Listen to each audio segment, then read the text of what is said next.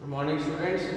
इस वीडियो में हम हेल्थ एजुकेशन के चैप्टर नंबर कम्युनिकेबल डिजीजेस में हम कर रहे थे इंटेस्टाइनल इन्फेक्शंस के अंदर जो डिजीजेस अक्सर होती हैं उसमें थी हमारे पास पोलियोमाइलिटिस, उसके बाद हमारे पास कॉलेरा थी और उसके बाद हमारे पास टाइफाइड फीवर। नेक्स्ट हम पढ़ेंगे फूड पॉइजनिंग। तो फूड पॉइजनिंग जो है it is an acute inflammation of lining of the stomach and intestines caused by consuming food or drink contaminated by toxins of bacteria or inorganic chemical substances and poisons derived from plants or animals।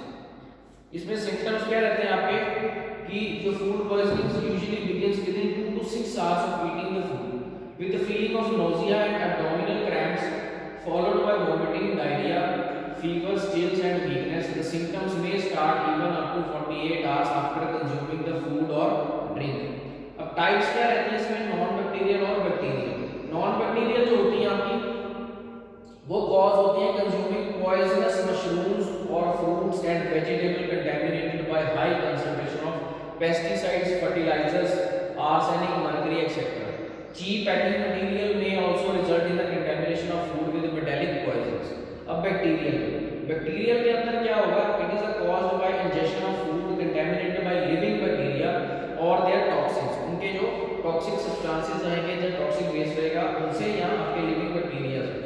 तो bacterial food poisoning में भी of the following types. सबसे पहले आपकी salmonella food poisoning. उसमें जो आपका positive organism है salmonella typhimurium and salmonella choleraesuis. Mode of transmission क्या रहेगा इसमें, बाय ईटिंग रॉ और uncooked food, undercooked, contaminated eggs, meat or milk। symptoms appear within 6 to 48 hours। Second होगी हमारे पास staphylococcal food poisoning. Causative agent जो है toxins of staphylococcus aureus, at least 5 enterotoxins have been identified. Second आपकी mode of transmission by consuming contaminated salads, custards, milk and milk products, pastries, poultries, eggs. In most cases symptoms clear up within 24 hours. उसके बाद botulism, इसमें positive organism आपका it is the most dangerous type of the food poisoning. It is caused by the injection of food containing neurotoxin produced by clostridium botulinum. It kills 66% of its victim. ये 66% जो आपके victim है जो food poisoning से उनको अकर हो जाती है इस बैक्टीरिया के थ्रू, तो वो 66% किल कर देती है, डेथ हो जाती है। इसमें आपका मोड ऑफ ट्रांसमिशन क्या है, organism is widely distributed in soil, dust and intestinal tract of animals and enters the food as spores. It occurs due to consumption of improper preserved food, example home canned vegetables, smoked or pickled fish, homemade cheese and similar low acid foods। Food poisoning tends to occur at picnics, school cafeterias and large social functions। These are the situations where food may left unrefrigerated too long and or food is not prepared under hygienic conditions। Prevention and control में क्या होगा, सबसे पहला आपका food sanitation. तो personal hygiene में person suffering from infected wounds, boils, diarrhoea and throat infection should be excluded from food handling. Carefully wash your hands and clean dishes and utensils. Don't place the cooked food back on the same plate that held the raw food। Do not use food that have an unusual odor or spoiled taste। Second आपकी meat inspection. Meat की inspection करेंगे हम, वो कैसे हो सकती है आपकी, the food animal must be examined by veterinary staff before slaughter. Third refrigeration. Promptly refrigerate food which is not to be consumed immediately after preparation। refrigerator must be set around 4 degrees Celsius। food samples from restaurant messes canteen should be taken from time to time for laboratory analysis। treatment के लिए क्या करेंगे, keep the patient in bed and give nothing by mouth as long as nausea and vomiting persist। जब तक nausea vomiting रह रही है उसको तब तक orally हमने कुछ भी नहीं देना है।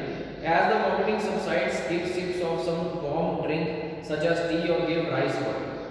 In case of vomiting is severe and persistent, the patient should be shifted to IV therapy। codeine, phosphate and loperamide may be used to control diarrhea। antibiotics like ampicillin, ciprofloxacin, erythromycin etc. may be used to control infection। ये थी हमारे पास food poisoning. Next हमारे पास है hepatitis. तो hepatitis जो है हमारी, वो आपको पता है कि it is a systemic infection of liver cells with different viruses. इसको हम जॉन्डिस भी बोलते हैं। तो ये जो आपकी डिजीज है, ये मीन करती है नेक्रोसिस ऑफ लिवर सेल्स।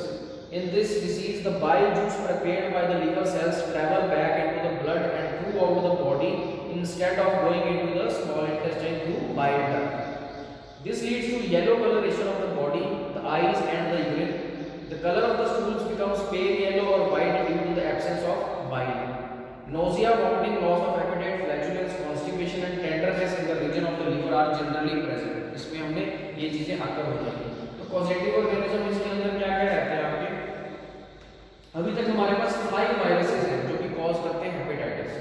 एक होता है हमारे पास hepatitis A virus, HBV, hepatitis B virus, HCV, hepatitis C virus, hepatitis D virus, hepatitis E virus. उसके बाद हमारे पास मोड ऑफ ट्रांसमिशन है। तो मोड ऑफ ट्रांसमिशन हम वायरसेस के थ्रू करेंगे। जैसे सबसे पहले एचआईवी में आपकी it is transmitted through the faecal route. It spreads increase by poor personal hygiene and overcrowding. It is transmitted through contaminated food, water, milk, raw food like salads and fruits washed in contaminated water. Second हमारे पास HBV. Transmission of HBV takes place through the following routes: parenteral route through infected blood, serum, contaminated needles, contaminated piercing instruments. Non-parenteral route through exchange of body fluids, example saliva, semen, sexual contact से या feces वगैरह। उसके बाद हमारे पास from infected mother to the newborns it has been recognised that the major route of HBV transmission is percutaneous, that is why it is known as serum hepatitis. ये आपकी infected mother से newborn's को भी attack हो सकती है, जो hepatitis B virus. जो hepatitis C virus it is transmitted through percutaneous and non percutaneous route, that is blood transfusion and haemodialysis. उसके बाद HDV, hepatitis D virus, infection is endemic among those which hepatitis B and the disease is transmitted predominantly by non-percutaneous route. So HIV it is transmitted through contaminated food and water. वो आपके contaminated food और water से अक्सर होगा। Clinical features में क्या रहेगा आपके प्री जॉन्डिस फेज, जो आपके उससे प्री जॉन्डिस होने से जो पहले का फेज रहेगा उसमें क्या रहेगा आपका anorexia, nausea and vomiting, fatigue, malaise, headache, photophobia, cough and low grade fever, and sometimes pain in the abdomen may precede the onset of jaundice by 1 to 2 weeks. अब jaundice phase में क्या होगा? Objective sign of disease in the presence of dark urine, yellow discoloration of eyes and pale stools and inflammation of the liver. However, other symptom reduces। तो पिछले जो pre jaundice में phase में हमारे जो सिम्टम्स है वो रिड्यूस हो जाएंगे और न्यू वाले अकर हो जाएंगे। प्रिवेंशन और ट्रीटमेंट क्या देंगे इसमें? As a treatment of viral hepatitis is symptomatic, hence the main stress is to be given as prevention. तो सबसे पहले blocking the route of transmission, physical isolation of the patient with hepatitis to single room is rarely necessary except in case of fecal incontinency of HIV and HEV or uncontrolled voluminous bleeding for hepatitis B and blood-borne HCV. Gloves should be worn when the bed pans and fecal material of the patient with hepatitis A are handled. Second, immunization. The therapy for viral hepatitis is limited. Therefore, emphasis is placed on prevention through immunization. सबसे पहला इसमें आएगी HAV, Havrix. The vaccine is safe and effective. It is effective for long-term prevention of type A hepatitis. 2 doses are recommended for adult and 3 doses for children under 18 years of age to provide prolonged protection. उसके बाद है HCV. There is no vaccine for hepatitis C virus. Hepatitis B में Analgesics B होती है. It gives prolonged protection, but 3 shots over half year are usually required.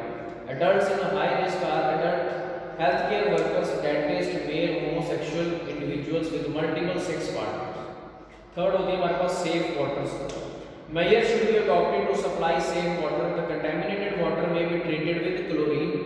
The HIV may be inactivated by boiling and also with the high concentration of chlorine, that is more than 1 ppm parts per million residue chlorine. Treatment में हम क्या करेंगे? There is no specific treatment for typical and viral hepatitis. Management is mainly supported motive at keeping the patient comfortable and maintaining the adequate nutritional and electrolyte balance. Intravenous feeding is necessary in acute state if the patient has persistent vomiting and cannot maintain oral intake. Self care measures में क्या आएगा आपको?